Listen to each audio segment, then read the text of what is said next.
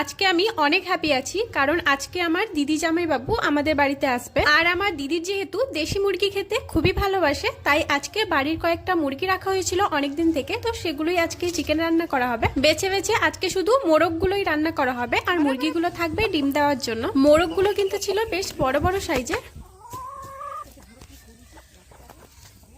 মুরগিগুলো শুধু এদিক ওদিক হচ্ছিল, ধরাই দিচ্ছিল না হাতে। যাই হোক, অনেক কষ্ট করে একটা ধরলাম।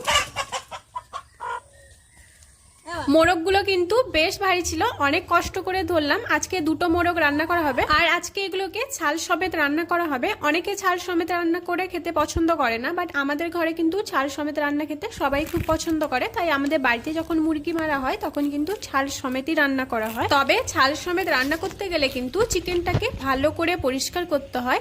চিকেনে অনেক সূক্ষ্ম সূক্ষ্ম লোম থাকে, সেগুলোকে আগুনে পুড়িয়ে নিতে হয়। এখন আমার চিকেনের সব লোম তোলা হয়ে গেছে। বাবা